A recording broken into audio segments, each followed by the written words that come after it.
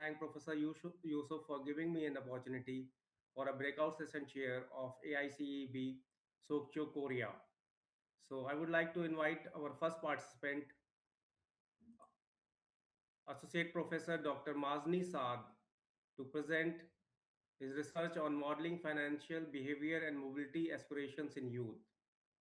Over to Mazni Saad now. Thank you so much, Prof. Muhammad Arif Kamal. Yes. Assalamualaikum and good afternoon, everyone. Today I'm standing here to present our topic on the modeling financial behavior and mobility aspiration in youth. I am from International Islamic University together with Dr. Siti Yulandi Ahmad, Dr. Siti Salwa, and myself. And today, together with me is Miss Susan Hama from Yala Rajabat, Thailand. So both of us will present on this topic. Ladies and gentlemen, this topic is about youth. Yeah, I am now in Generation X. When I was young, I loved to travel, but I just traveled because of somebody sponsored me, or maybe because it is free.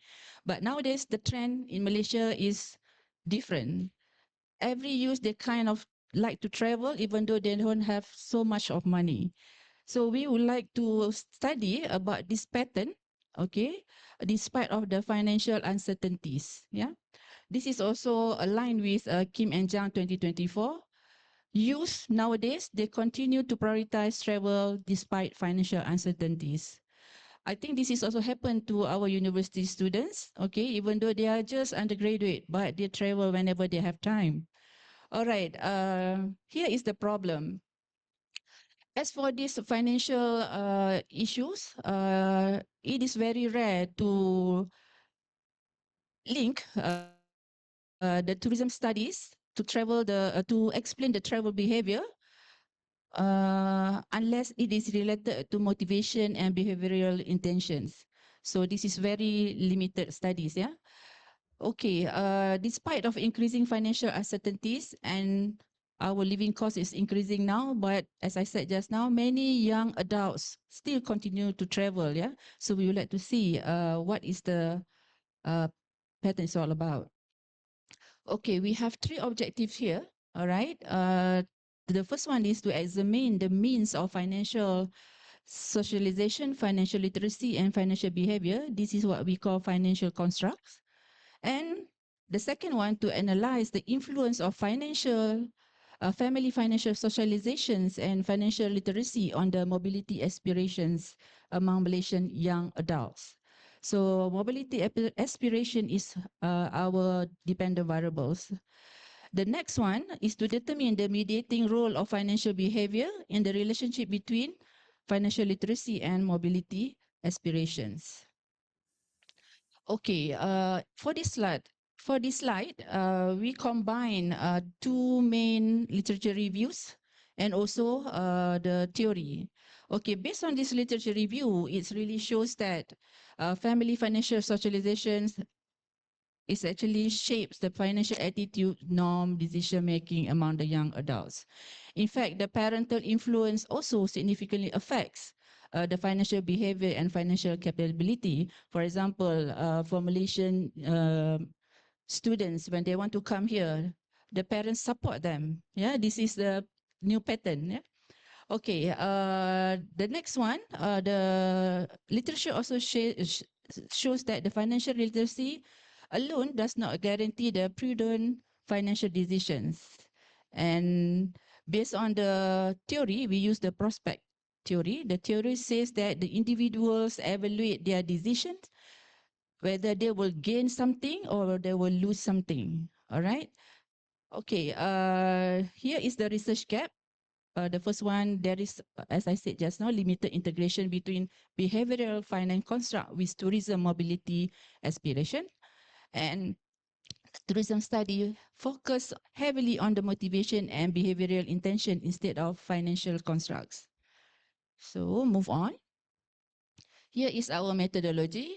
Basically, this is quantitative studies. We collect data using the Google Forms, using the clustered samplings all over Malaysia. And then our target is the young adult, which is defined by 18 years old to 30 years old. We analyze our data using the SEM AMOS, okay, because AMOS is very good when we want to confirm the framework, the theories. Okay, we use the two-step analysis, measurement model evaluation, and of course, structural model evaluation. This is very related to AMOS. And we are following this threshold, which is the factor loading is more than 0.5 and composite reliability between 0.7 to 0.85. So moving on, this is our results. Okay. Interestingly, our key finding shows positive results. Okay. The first one, the respondents, they demonstrate moderate to high level of family financial socializations and financial literacy. You can look at this mean. It is between 3.5 to 4.01. Our Likert scale is 5-point Likert scale, 5-point. Yeah. So it shows between moderate to high for this data. Okay, the second part is financial behavior. It also recorded moderate levels, all right, indicating that variation in practical application in the financial knowledge. Okay, the last one, mobility aspiration shows the highest mean. This is the DV, highest mean, reflecting strong interest in travel and lifestyle-oriented experiences. So based on this result, the descriptive result, the findings suggest that financially illiterate young adults do not necessarily perceive travel as irresponsible consumption, but instead cognitively frame mobility experience as meaningful, emotional, and lifestyle investment. They think this is a investment to them. All right. This is another result that we would like to discuss. The first finding is based on this structural path analysis. It shows that both p-values is below 0.001 and it means significant results. So the finding shows that family financial socialization influence the financial literacy, so as financial literacy influence the mobility aspirations. So we would like to say, based on this result, there is a moderate relationship between financial literacy and mobility aspiration, suggesting that financially knowledge among the youth, they do not perceive travel as economically irrational or constraint, but rather they think this is their justification to continue to travel based on the emotional values and also control financial planning. Okay, moving on the next slide. This is on the mediation analysis. Okay, based on this analysis, we found that financial literacies has a partial mediation towards the mobility aspirations. So as we saw just now, the descriptive also show positive, and then the structural analysis also show positive. And for this one, I would like to emphasize that the financial knowledge alone is not insufficient. Okay, it's insufficient, meaning to say there needs the financial behavior to help the decision for them to travel. The finding also suggests that financially literate young adults increasingly engage in structured and controlled mobility related to the expenditure rather than to avoid the consumption entirely. So they are really open-minded to that. Yeah. So the last finding, our results support this prospect theory, whereby this theory mentioned that the young adults cognitively frame travel experience. Okay, they think positive. They think they will gain something. Okay, instead of they are losing something while they are traveling. Yeah. Okay, for the next slide, I would like to invite my colleague, Ms. Susan Hama, to continue. Over to you, Susan. Okay, thank you very much.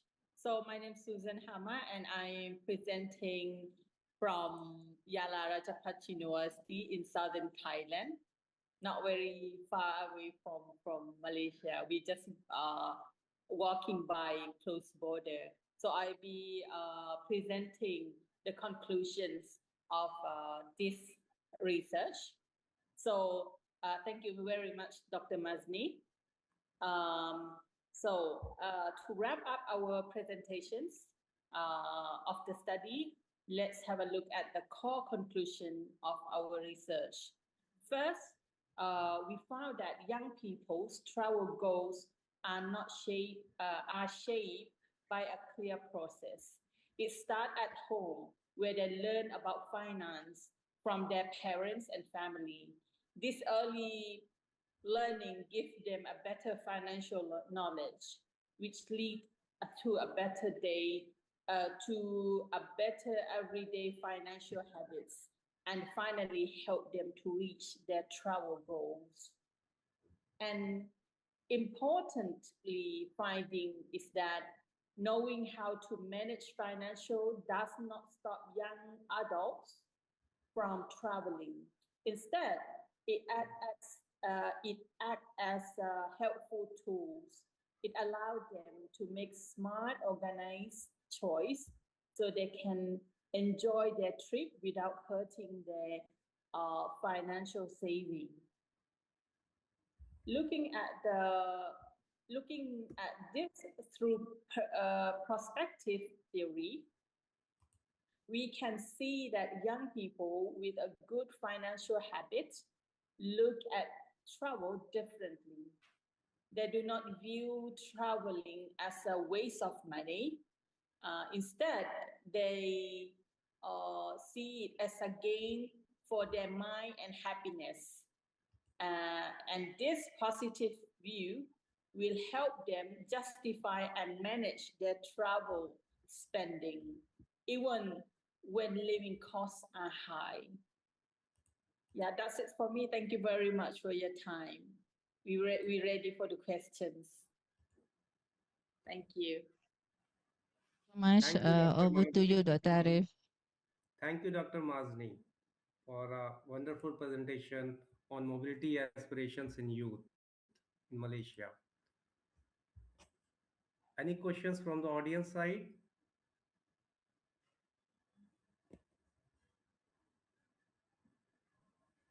Okay, we shall proceed with the next participant.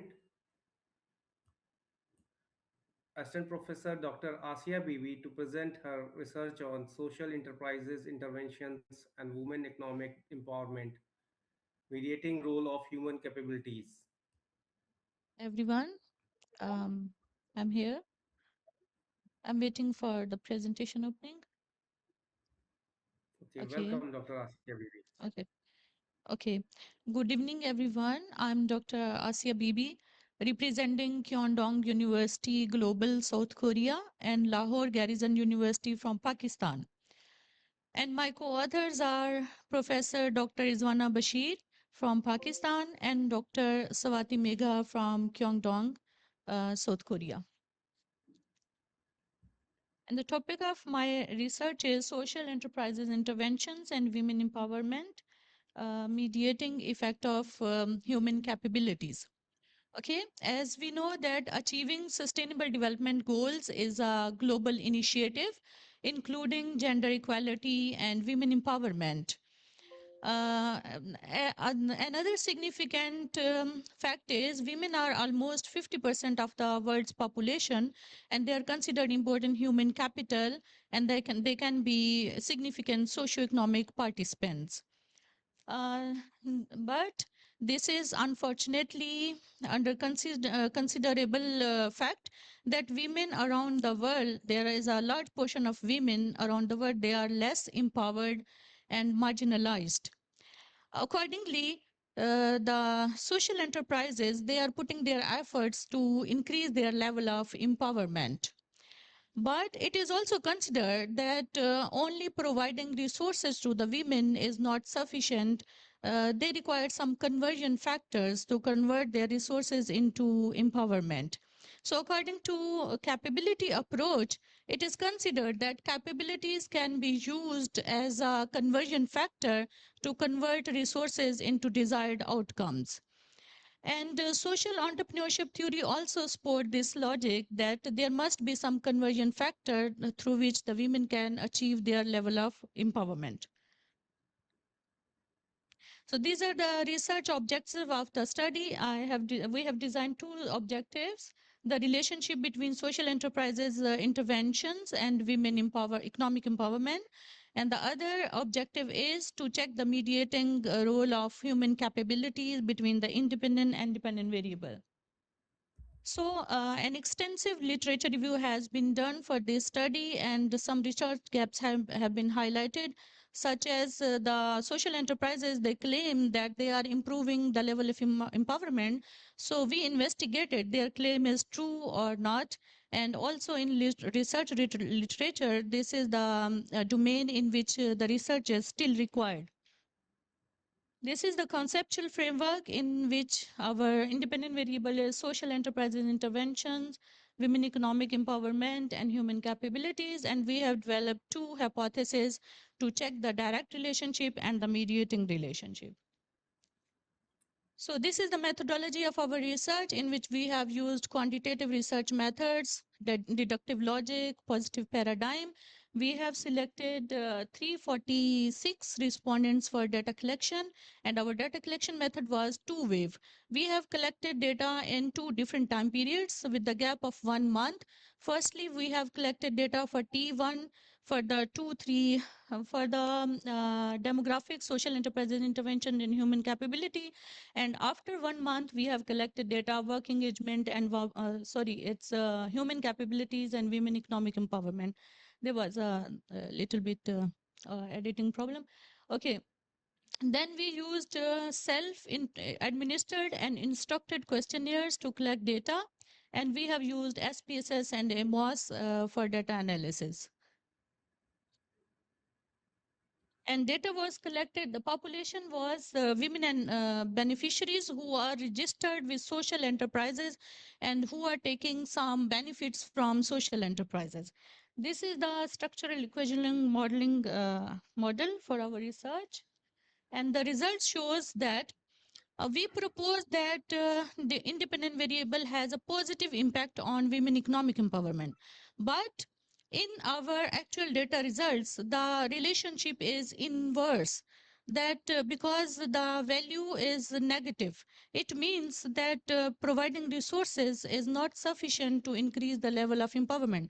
It highlights a new perspective that only providing the resources is not sufficient for the women to gain empowerment. There are some other factors that can convert their resources into desired outcome. That's why our second hypothesis has been supported. That is the mediating factor, human capabilities. So it is proved by the results that human capabilities works as a conversion factor. So this is the discussion part. It is discussed that sometimes in research there are some unexpected outcomes of development programs because they fail to improve, they fail to play their role for increasing empowerment. And there are other social factors which are prevailing in Pakistan, just like women's weak social position, patriarchal culture, and also their own behavior. They prefer to spend their money on their children and family rather than on their own development.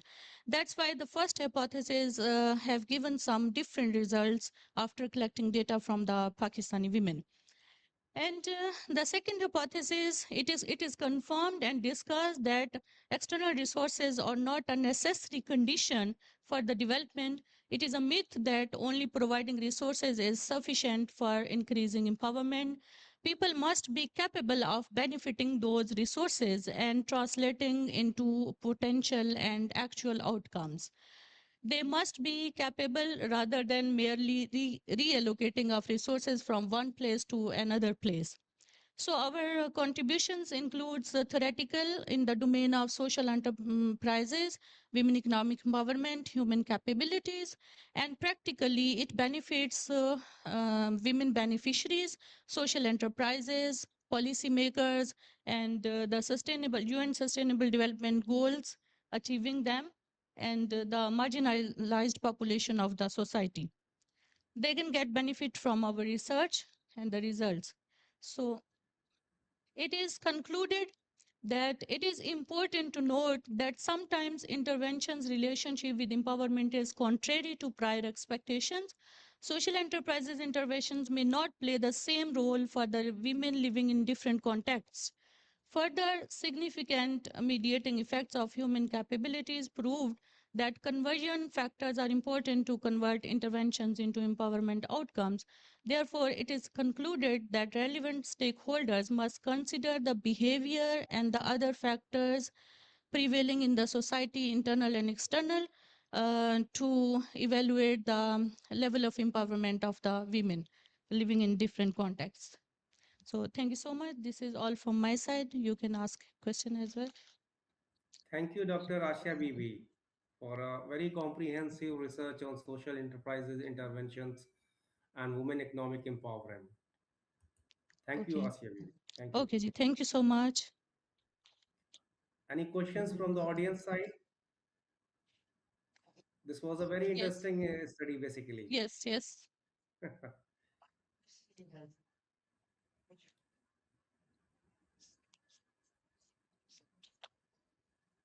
Mm-hmm. Especially for the educated women in Pakistan. And we found very interestingly, some of them are medical doctor, but they don't do anything. They just, so, and we are really astonished, the medicine in the US Yes. is cost a hell lot of money to study. Yes. And they're literally doctor, they don't do anything. They just housewife. So I'm just asking, is that because of human capability or the social structure doesn't let them do? Okay. I didn't included all the factors over there. There are so many factors which influence this phenomena of empowerment.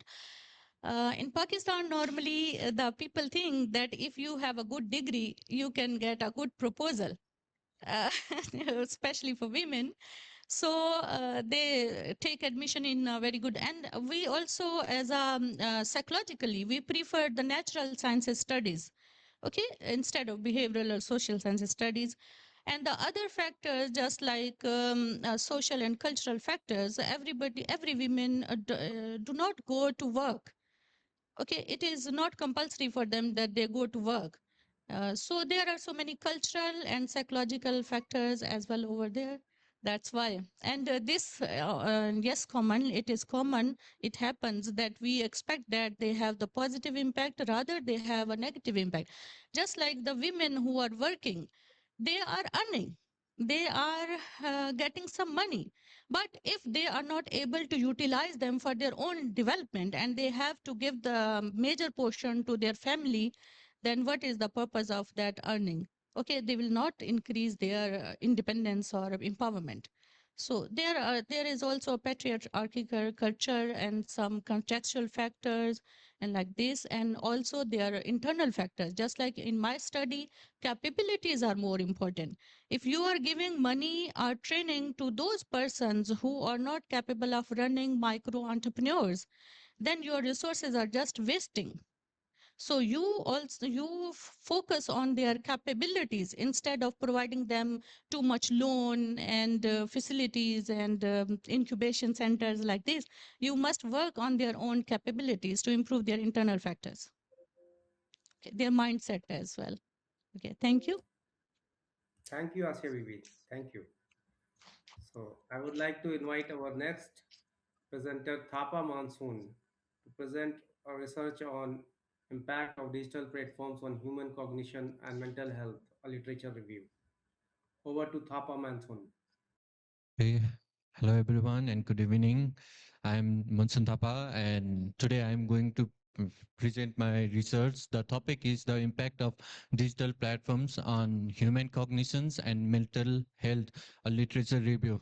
This project was completed by our members Thapa Monsoon, Tamang Borsa, Nemang Mixa, and Thapa Smriti. As we already know about the increasing impact of digital platform nowadays in our daily life, everyone is using digital platforms, and it has been an essential part of our daily life. There may be hardly someone who doesn't know anything about digital platform and who hasn't been involved in digital platforms. So digital platforms gives us many opportunity. Like we can communicate, we can learn something. It is involved in education, communication, and social interaction and entertainment. So it has many positive impact. Along with that, there has been raising concern about how the digital platforms may affect our mental health and how it may affect our cognitive ability. So in this research, where I am going to talk about the objective literature review and discussion conclusion and other things. So first of all, digital platforms has been involved in our modern life, has been integrated in our modern life. We can say that nowadays many human behaviors are dependent on digital platforms. There are many platforms like YouTube, TikTok, Instagram, Facebook, and many human behaviors has been affected by digital platforms. With the increasing use of digital platforms can cause the digital addictions, and increasing use may affect the sleep disruptions, attention overload, and reduce concentrations. Many researchers has proposed the problem of excessive use of digital platforms on human health. So the main objective of this study is to examine the digital impact on cognitions and assess how it affect the mental health, and identify. And with that, we have also have survey to identify the behavioral patterns. Mm, there are research on how the digital platform is affecting us, but those are mainly focused on social media. And for now digital platform is evolving with the help of the AI, and there are many AI driven platforms which attracts people attention to it. But the AI driven platform research is limited, and there is limited behavioral mechanism evidence to support the claims. And in literature review, Clemente Suarez and his colleagues has done research on digital cognitions. In their research, they talk about how excessive use of digital platforms cause reduced memory retentions, and cause people to have difficulty remembering things. But the limitation is that it is mainly focused on young people. So it is mainly child focused. And in other research done by Sangmuga Sundaram, it talks about digital dementia, how how people excessively involving on digital platforms has difficulty and remembering things, and has had many neuro risks, but it has limited empirical proof to support their claims. And there is research done by Ken and colleagues, which talk about mental health outcomes. they support that doing involving on digital platforms has moderate invention benefit, like they can think more about it, and they can get involved more on those digital activity. But the long term effect, on short term effect they have positive impact, but on long term effect the effect is still unknown. And in here and colleagues, it talks about digital literacy. It support that involve those who know about digital platform more can perform very well in those digital platforms, and has positive impact on them.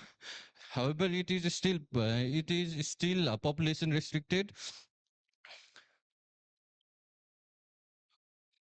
And to support these claims, we have done a simple survey, including 390 respondents with 18 to 27 age. You can call them the young adults.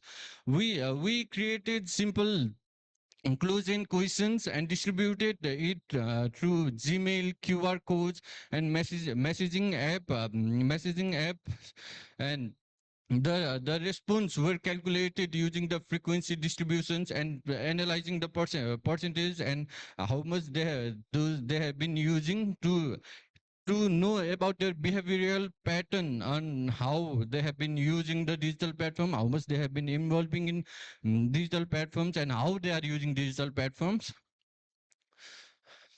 So the result shows that most of the young adults are spends more than 4 hours on daily screen times. They keep checking their digital platform. They keep checking their devices for those notification, those advertisements, and other things that keeps on popping up on their devices. And we can see that the most used digital platforms is Instagram, followed closely by TikTok and YouTube. And there are also other platforms where they frequently check their information, check their notifications, and it has become a habit for them just to open their phone and just to check their notifications and those things. Those things, and which cause the short form dependency on those digital platform. We provided a impact model on how these things are affecting us.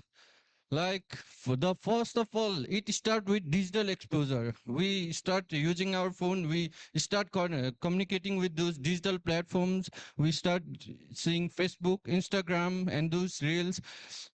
And in those things, like we post a photo on a Facebook or Instagram, and we get a instant reward, some form of reward, like those like, comments, post, which may create the sense of instant gratifications. And for those people keep on checking their devices again and again just to see if they have more likes, if they have more comments, which makes people a sense of happiness in them. And with that, the frequent checking starts. Like, people keep on checking.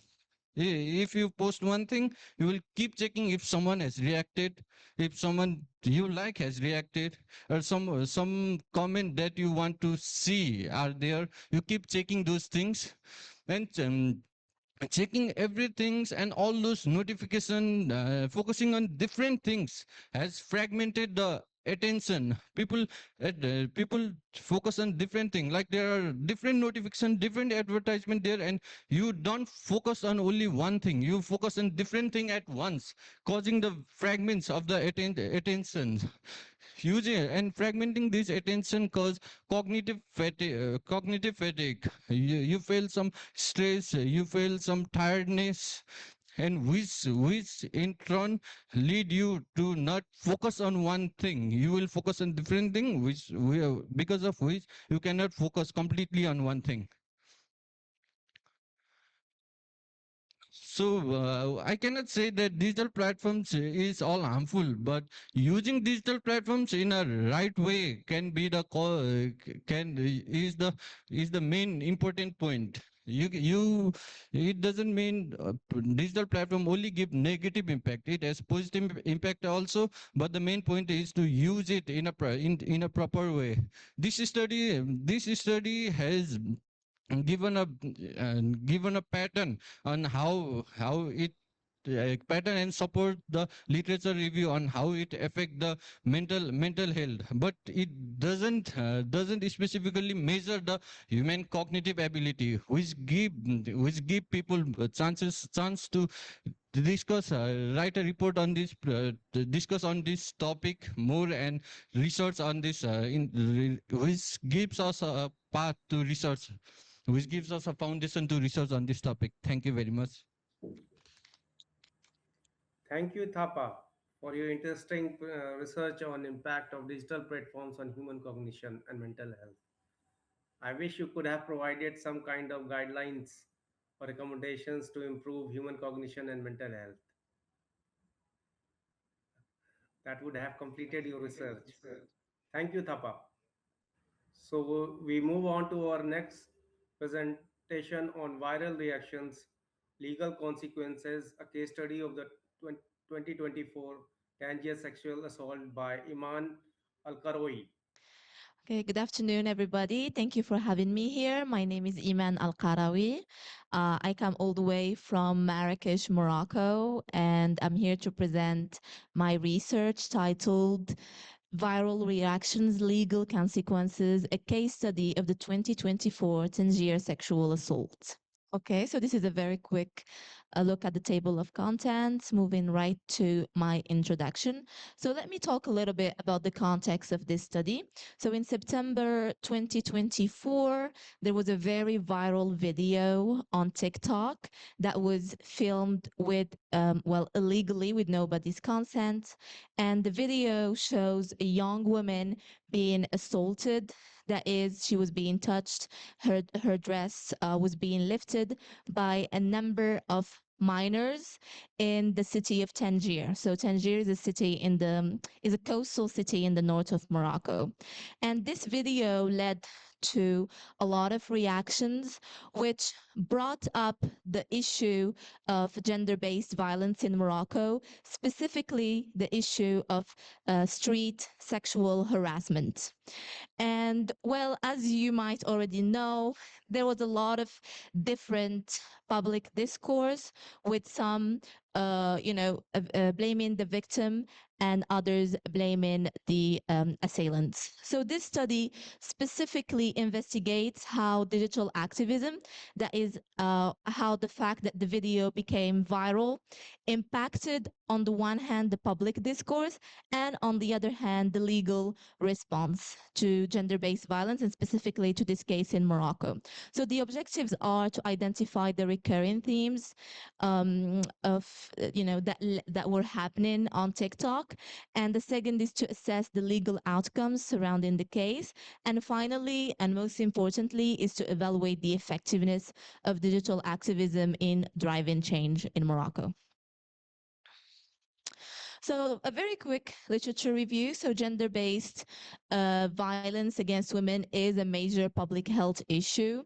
And street harassment in Morocco is extremely normalized and rarely talked about in families or schools. It's seen as taboo. And a lot of the women are being blamed for being sexually assaulted, either because of their clothes or because they went out at night or they went into, a street that they shouldn't go to. And there is still this idea that public space is for men and private space is for women. Of course, this is just an idea. Realistically, women and men both have, both work. Women and men, we have 50% women, 50% men in education system across all disciplines. So we don't have an issue of STEM or non-STEM. Women are everywhere, but yet the mindset has yet to change. And legal and social changes, it's very sad, but there is no real legal way to deal with sexual harassment. There is a law, which is Law 103/13, that states that street harassment is illegal. But how do we stop street harassment? How do you go to the police and tell them about it? There is really no way. Okay, someone touched me, I go to the police, I tell them, oh, they touched me. Who, what, when, where? There is really no way of, of doing anything. So the fear, and there's also the fear of retaliation, and unclear procedures discourage reporting. Moving on. Okay. So the theoretical framework here is feminist theory, and we're looking, as I said, specifically to digital activism in Morocco. So digital activism in Morocco, there is some activism, specifically hashtag Zanqa Dialna. So Zanqa Dialna is a Moroccan Arabic word for the street is ours, and it was a movement that talks about how public space is also women's space. Okay, so the methodology, so the research design is qualitative thematic analysis. So the platform that I'm using for this study is specifically TikTok, because TikTok is used by 14.6 million users in Morocco, knowing that Morocco has about 30-something million people. So 14 is actually a very huge number. And we're specifically looking at 15 highly viewed TikTok videos. So these were the videos that were analyzed. Why only 15? Because the period was very small. So the period started from September 2024 and ended in November 2024. So the most viewed TikTok videos were analyzed during this study. So the analysis process, the videos were coded based on the publication date, the number of views, the narrative focus, the theme identify, the moral stance, and any notes that I saw was necessary to add. So TikTok, you can use publicly available data. There is nothing illegal against it. However, because this topic is extremely, how do I say it, like sensitive, I decided to anonymize the identities of the content creators. So findings. So during the themes, it became very clear that there were 5 waves that happened.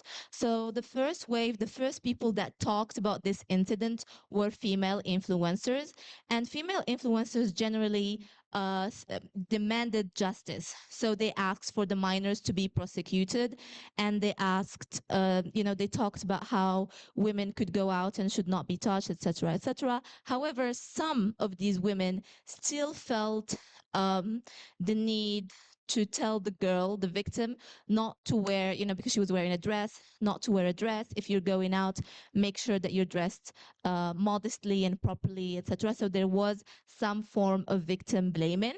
So the second wave had male voices join the conversation. Again, men condemned the minors, told them not to harass the young women. However, interestingly, they did think that she was in the wrong. But how they put it was, it is not up to the young people to judge this woman. It's up to God and up to the justice. So they felt that the woman was in the wrong, only that the young man should not have touched the young girl, should not have assaulted her. Wave 3, interestingly, so far wave 1 and wave 2, there is some form of victim blaming, but mostly the idea is that the young minors were in the wrong and should not have harassed the victim. However, when wave 3 came, we had they showed the opinion of the parents of the assailants. So the parents were crying. They talked about how they were only young children, that they didn't know, that they were only playing, that they are the victims in the story because they were filmed without their consent. And you have to know that this woman, you couldn't really see her face, and she never went to the police. She never did anything, and they were like, well, the woman did nothing. Why should our child be prosecuted for this? So this actually led to the victim's testimony. So the victim decided to talk for herself. So we're talking here about agency, about voice, but you have to know that the woman decided to stay anonymous. So there was a viral video of her talking, but you couldn't see her face. Again, she was crying. She said that she didn't want justice, that only God could give her justice, which again shows how sexual harassment is in Morocco, and how you cannot tell your parents, you cannot tell your peers, you cannot tell the police. You only hope for God to, find the solution. And with this wave came an even stronger movement against anti-harassment. So a lot of the previous women that talked in wave 1 definitely stopped victim blaming the girl in wave 4. It's very sad to say that the victim felt the need to talk about her clothes and explain that it wasn't as short as it seemed in the video. So there was this idea that she needed to explain herself. In wave 5, so the fifth wave was the legal verdict. So these so-called children had to have to face 3 years in prison. So they were prosecuted for 3 years, and this led to public reactions. So the public reactions were divided into 3. You have on the one hand the parents, the video of parents crying, etc., and the people on TikTok asking for leniency. On the second hand, you have people that were happy with the outcome, that were happy with 3 years. They felt it was enough. And on the other hand, you had people who felt that 3 years was a young period, that they needed to get 5 or 6 years in prison, and that felt that there was no change. The comment section throughout the 5 waves was actually highly polarized, and there were a lot of fights within the comment sections, again, with some people blaming the victim and others condemning the children.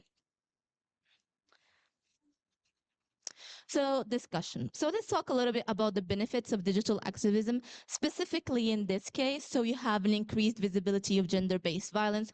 We're finally talking about gender-based violence even if it's on TikTok, at least there is a visibility about it. A lot of women came out, talked about how it's normalized, talked about their own stories. There is a mobilized youth-led digital resistance. What's interesting is that not only women spoke out, men spoke out as well. Regardless of the way that they spoke, at least there was a talk about gender-based violence from both genders. And this created a platform for legal literacy. So people finally had an idea, because people didn't know that this was even illegal. So they had an idea about what was happening. And this also challenged victim blaming and reclaimed some form of empowerment and agency. However, there were some contradictions even within positive digital activism discourse. There was the victim support also coexisted with modesty discourse. And certain narratives reinforced gender double standards. Don't go out at night, don't do this, don't do that, be careful, don't even walk, take a taxi. If you want to wear a short dress, go take a cab to the dinner, etc., to the restaurant, etc., etc. And even within feminist discussions, there was always a patriarchal discourse that was happening as well. The limitations is that the video still struggled to disrupt dominant social norms, as we can see in the key contradictions. The video led to more hate than solution. There was a lot of backlash and a lot of hate. And most importantly, it failed to produce lasting institutional reform. That is to say, okay, these young men were persecuted. What next? What happens to all the young women that are being sexually assaulted? Indeed, 80% of young women said that they had some form of sexual harassment in Morocco. What happens to 80% of these women? Nothing. The case was closed and they moved on to something else. And of course, the digital campaigns lost momentum. After the legal verdict in November 2024, nobody talks of gender-based violence again on social media. So let's move to my conclusion. So as you can see, digital activism did amplify awareness, mobilized resistance, and contributed to legal action. That is true. That is really good. But it struggled to produce lasting institutional and structural change in Morocco. Some of the recommendations that came out from this study is one, to strengthen implementation of street harassment laws. So there is a need to change the law completely, or at least add some form of explanation. What do we do for a sexually assault? What do we, how do we go to the police? What do we tell the police? Increase public awareness through educational programs. TikTok is not enough. There is a need to educate young men and women at, at the school level. And we didn't see the NGOs. Where are the NGOs in this conversation? They need to be part of the digital campaign as well. And of course, we need to connect online engagement. There was a lot of online engagement, a lot of views, a lot of comments, but where is the sustained offline action? And future research could explore other social media platforms besides TikTok, examine broader demographic groups, as this was very young people focus, and analyze long-term policy and institutional impacts of digital activism. In this study, there is no long-term policy. Okay. And thank you so much.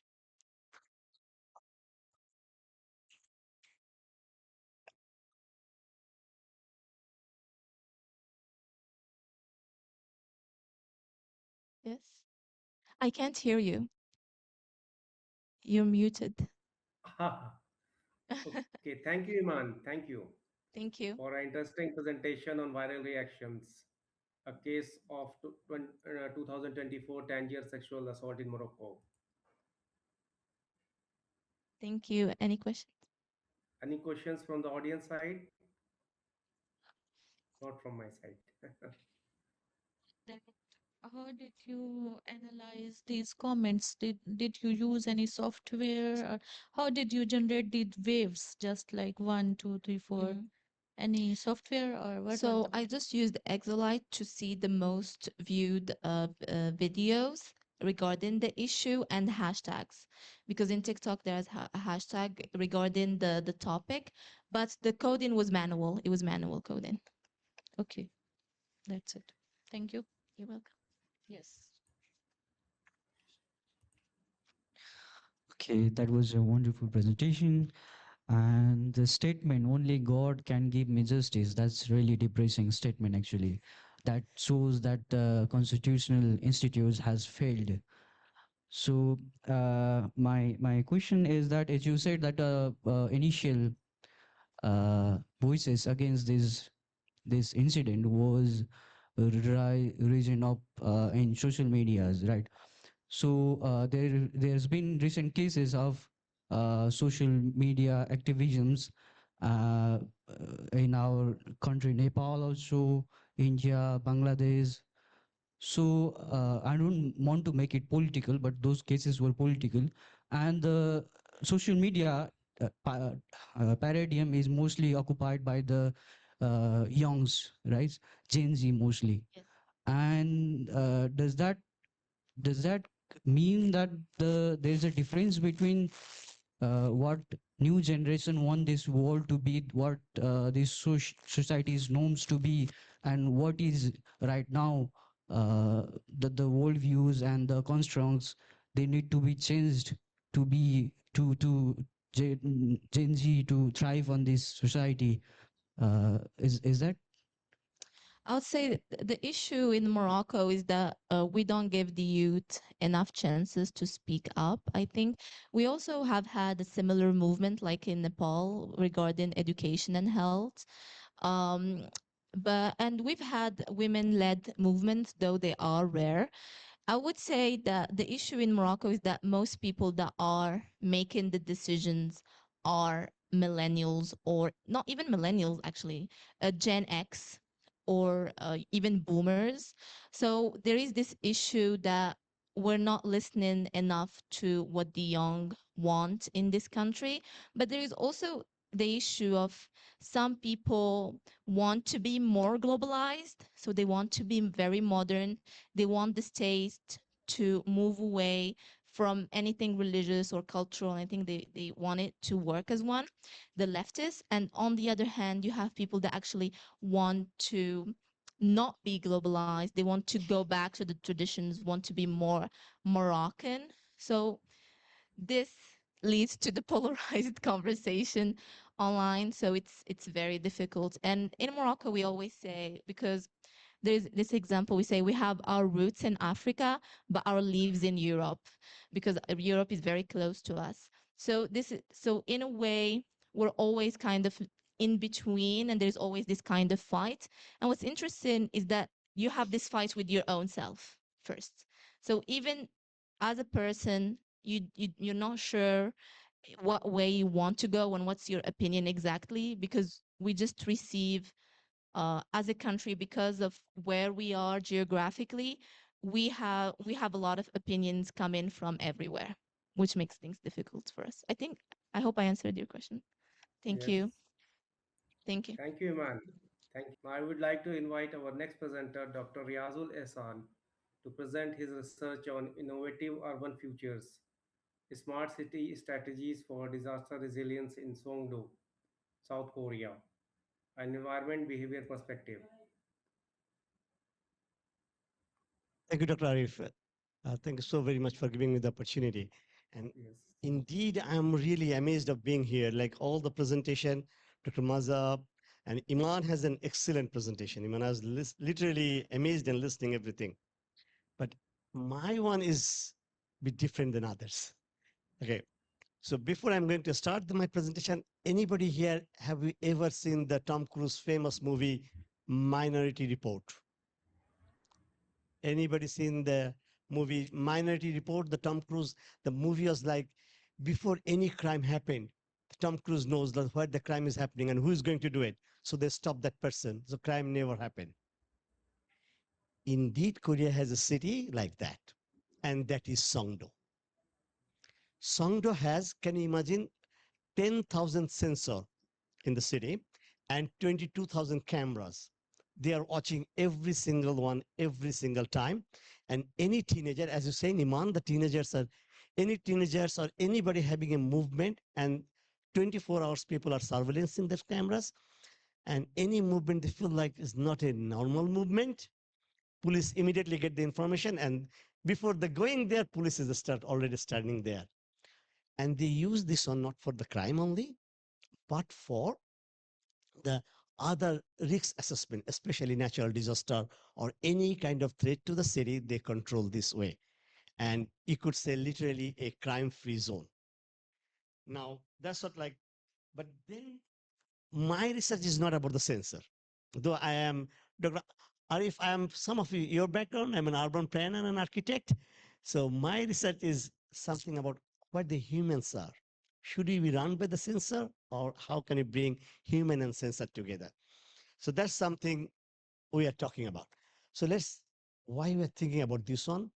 For 2050, almost 70% of the, I don't know, okay. This is the lower one, okay. Okay. So by 2050, almost 70% of the people live in the urban areas. And in Korea, 83% people live in the urban area. Mostly people live in urban area. Nobody lives, rarely the old people lives in the village. And in all over the world, almost 1.6 billion people, 1.6 billion people are getting affected different natural disaster, including flood. So every time when you're talking about the disaster or natural threatened, we solve it a smart way. And what the smart city do? They bring the smart infrastructure to solve this problem.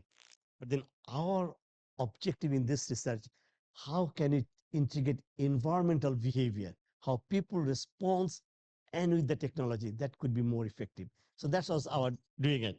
So what we are talking about this one, we are talking about environmental behavior is that's like what people make the place and place make the people.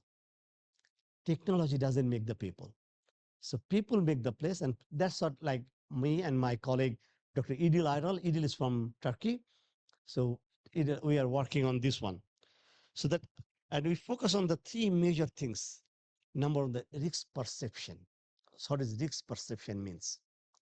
Should I think it is a risk or not? Even when you're saying this one as copying, like when the lady was getting bullied by those teenagers, is she's thinking it is a risk? If she's not thinking it's a risk, then if you hold the social media, is nothing will happen. But if she's thinking it is a risk and she raised the voice, then it's called a problem. So that's called risk perception. When something coming, if we are considering the risk or not. Because in modern days, Thap also say this one, that we are more high-tech or technology-based. We think technology will tell us this is risk or this is not risk. We depend on that and we don't have that perception. So that's one. And place of attachment, where I live. And that place can help me to understand how to behave, if I can understand that or not. And then pro-environmental, how environment can be connected with us to solve the problem. This three triangulation we are talking about in this research, and we're still doing on this way. And mostly we're looking at Sokcho, a sensor can raise an alarm. If you are in Korea, many of you don't live in Korea, perhaps you don't know, once you stop in Korea, the very first time, when you get in there, you may not notice it. When you get inside the airport, there are a few cameras tracking your face. And at the same time, they're tracking your cell phone. They have the IME number immediately. If anything happened in South Korea now, you'll find an alert.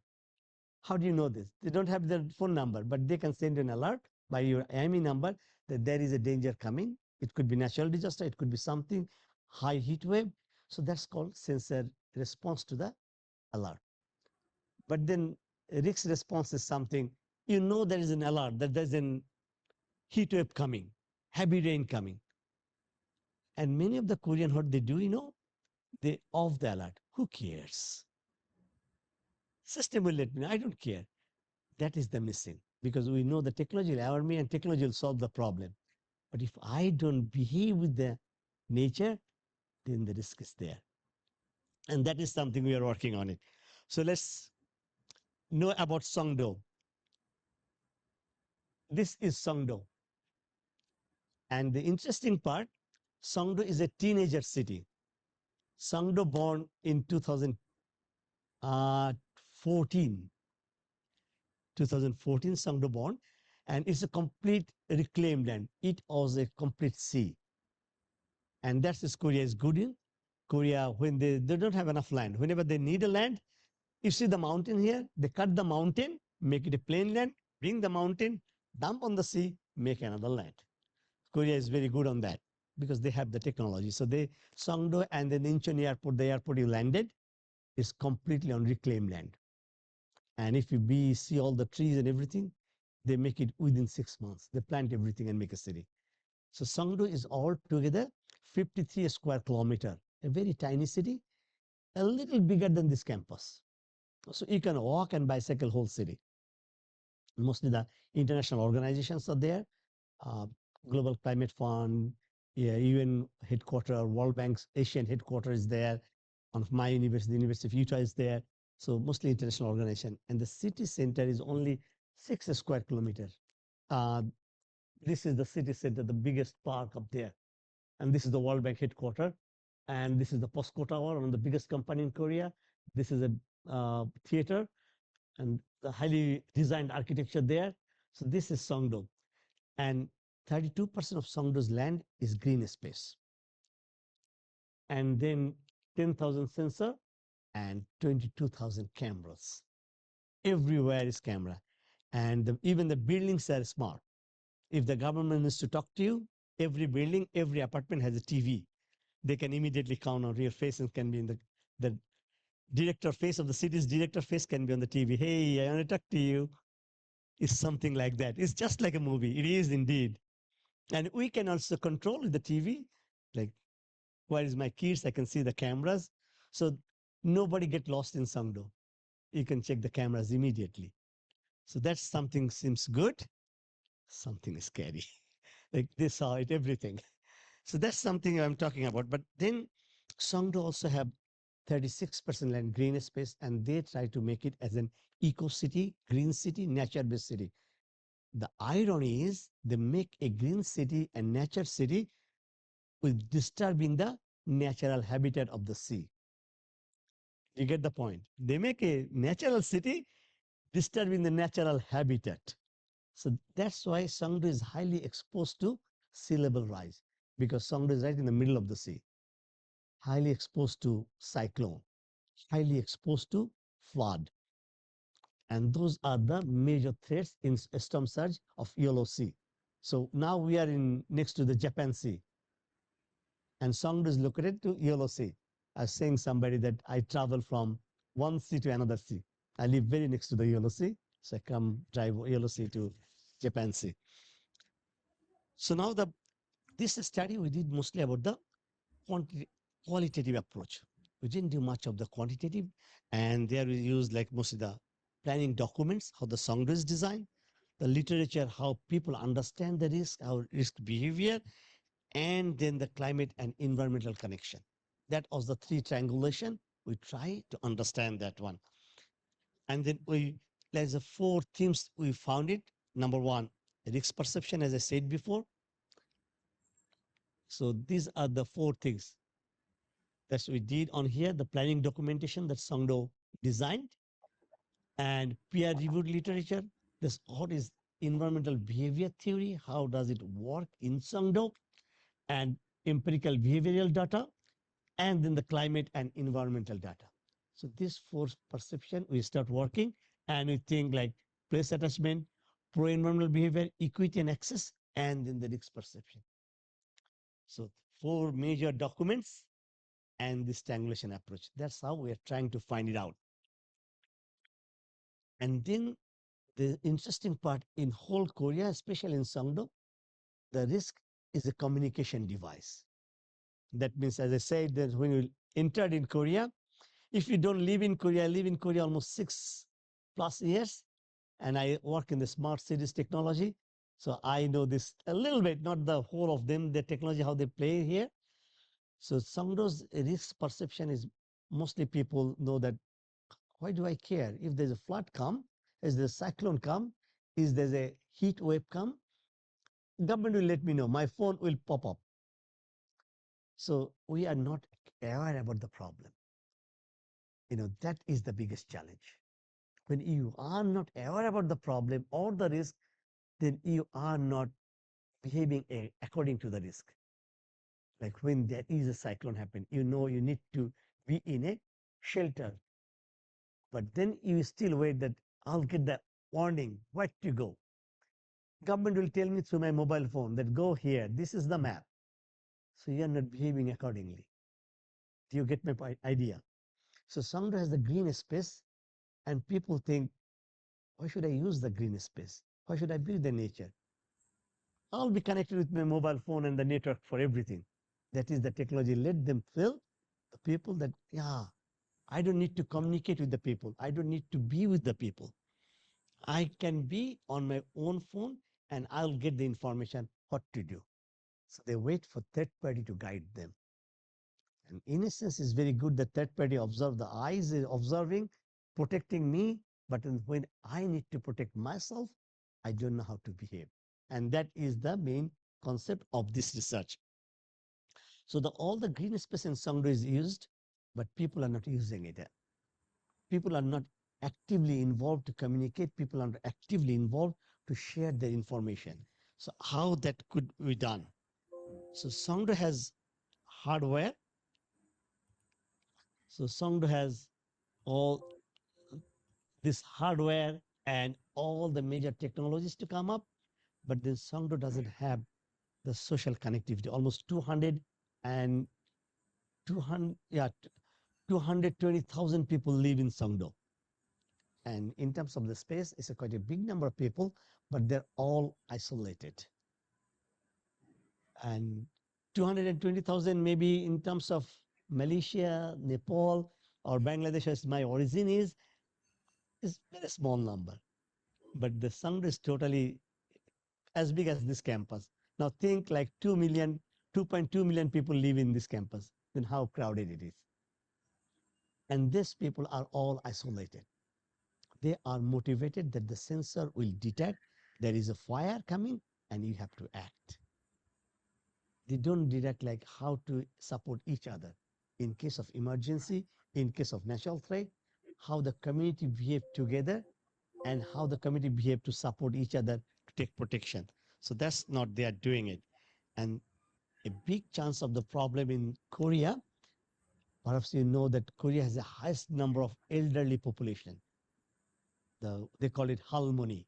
Halmoni means grandmas. Korea has the highest number of grandmas and grandpa. They have very little young population in Korea. So those grandma and grandpas are not very good in using technology. So the young generation, or you say Gen Z or Gen Alpha, they are very good in using this. But the whole system they develop for a particular group of generation, the older generation is remain outside it. And that caused the major challenge. And those older generation are highly threatened by natural disaster because old people cannot run fast, right? They cannot escape. They need to support first, and they are isolated because of the technology. And Korea decided that we'll take technology as a solution to solve the problem. So then that is like me and Idil is thinking on it.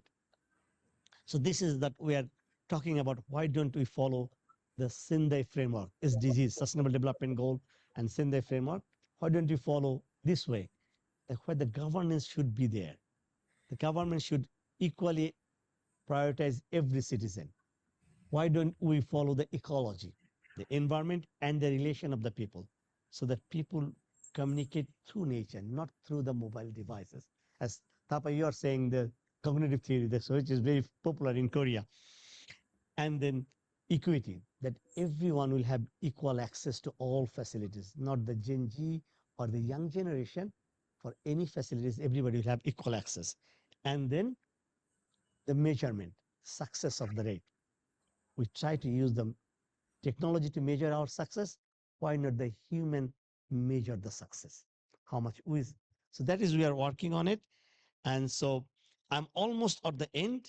So in the conclusion, we are talking about the environmental behavioral theory. So the city and Songdo need to be a people-centered city, not a technology-centered city. That's an amazing story about Songdo. Right in the heart of the city, do you have that building picture here? No. There's a building right here, looks like a Pokemon architecture. That building is the controller of that building control every single camera, 24 hours. Just like you play the Pokemon, you can find every. So they have this concept. They look all the cities, every citizen, every car number plate, every bicycle you're riding. They know it, but they don't share the idea. And I had a chance to work with them. So I've seen this big room, like uses monitor. So that's what they're saying. No, it should not be like that. It should be people-centered city. Right? People talk to each other. People take the decision. You give them the warning, the disaster coming, or this is the challenge coming in the future, or social challenge coming. People take the decision. You will not take the decision on behalf of them.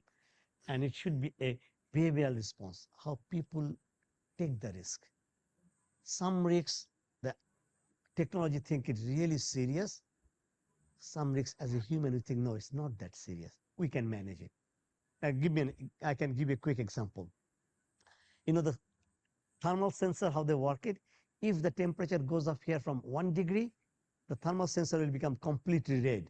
And it will give an alert that this area is become fire hazard. But it's just hot. You can on the fan. As a human, will decide it's just hot. Open your jacket, sit down. Nothing wrong. But sensor will say, no. It's a thermal generating, it's a fire alert.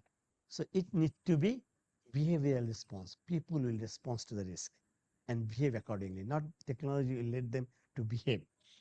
And then contextual and cultural. It should reflect the local people culture and their context where they're living, how they're practicing their life. Coming with the sustainable idea that this should be a long-term solution. It shouldn't be that every time there's a problem arise, we use technology as a solution. No, it should be sustainable, the way human and technology take the decision, and legible and connected, that everybody needs to be connected with everything. It's not only for certain group of society or certain expert, it should be connected everybody. So this is the whole thing. So that's our research we are proposing to the Korean government, and Sokcho is operated by IFEZ. And all right, before concluding, there's one more question, because I'm a professor, so I like to ask question. Do you know what is Samsung made? What is Samsung famous for? No? You have Samsung phone? Yes. What else Samsung made? Yeah. What is the company Samsung? Electronics company, right? No. Samsung is a developer company. Samsung made big cities, big bridges. All over the world, Samsung did it. Phone and TV is Samsung's only make it for paying salary to their workers. Samsung doesn't need that money. So why I'm saying this one, the city Sokcho is owned by Samsung. So Samsung owns a city. Samsung made this city, this gave it to the government, and half of the city Samsung uses only for its bio industries. So that's what we're saying. Why not a company should lead? People should lead a city.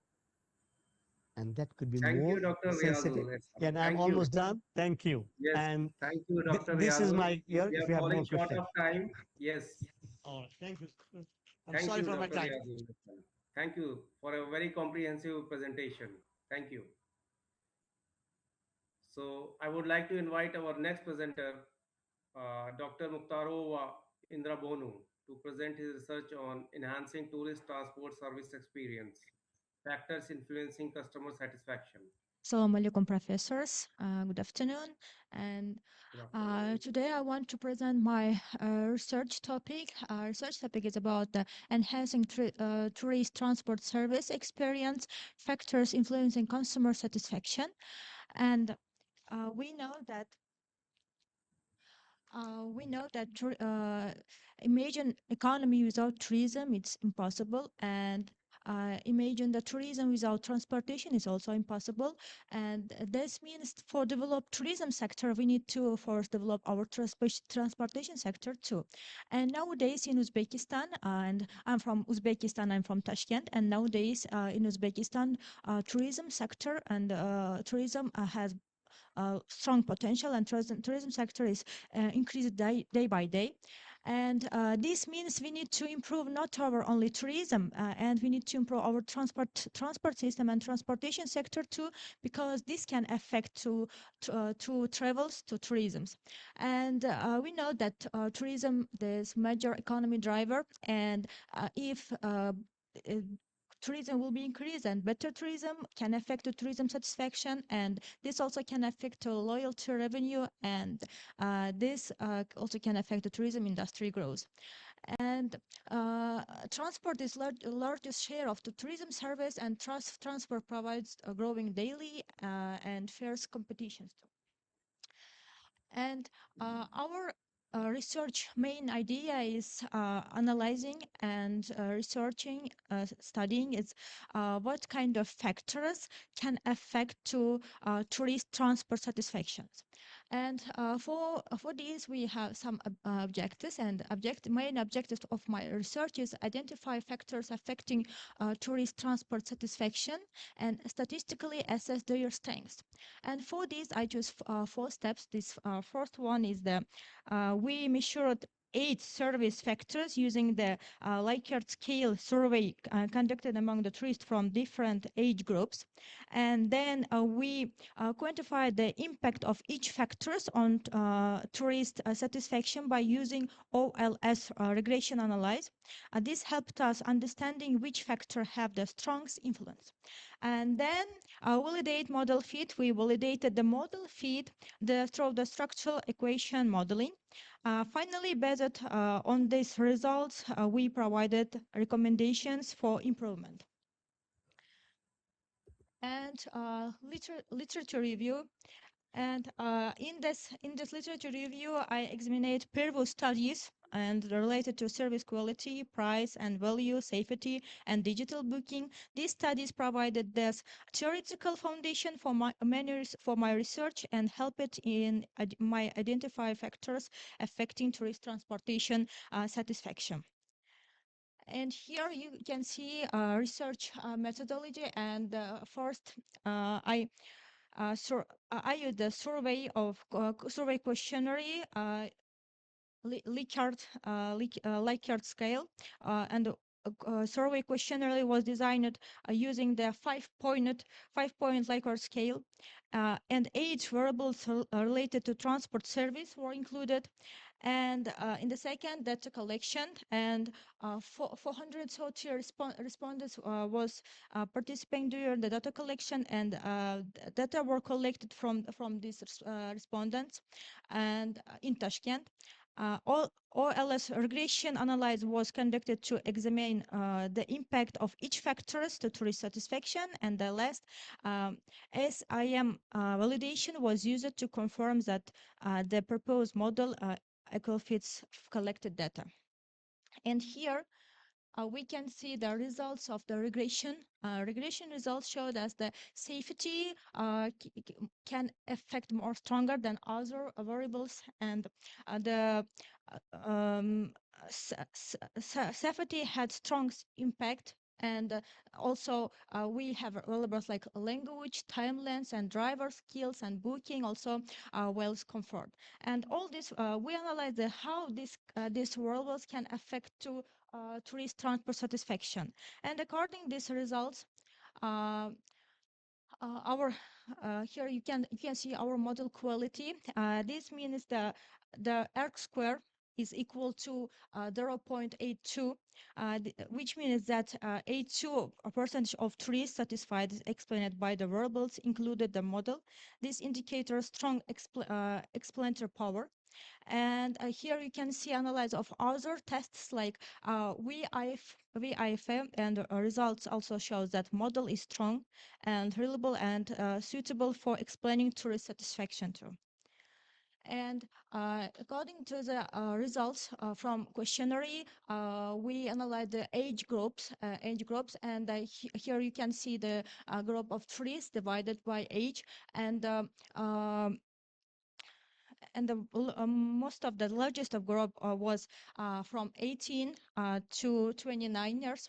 And he also divided their visit purpose. And regarding visit purpose, recreation was the most common reason for visiting, and then business purpose, and with friends, and education, and other purpose too. And also taxi was most used made of transport. And I would also like to mention that Uzbekistan is among the top 10 countries with the lowest transportation cost, which is an advantage for tourists visiting the country. And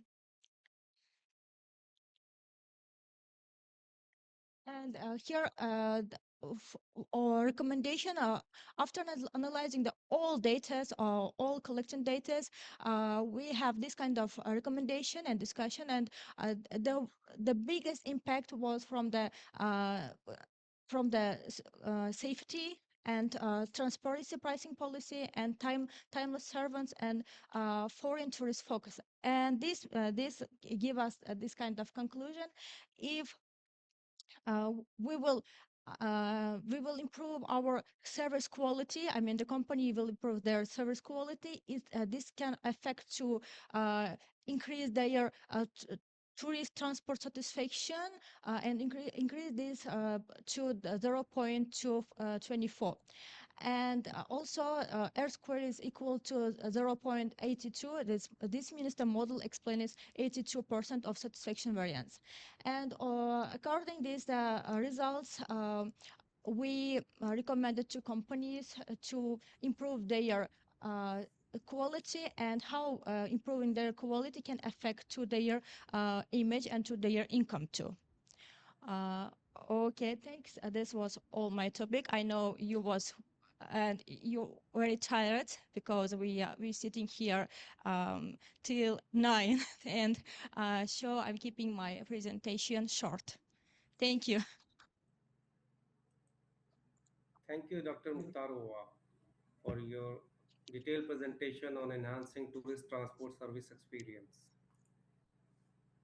We have some questions. Any questions from the audience side? Any questions? Nope, I think that's all. Yes, I we think that's have all, very Dr. good. Arif. Yeah. Yes, we have a very good session having six presentations, and all the presentations had a very good research work. They were very interesting, and I wish them all the best for their future research. Thank you. Thank you. Thank you. All the best. Thank you. Bad time, Doctor.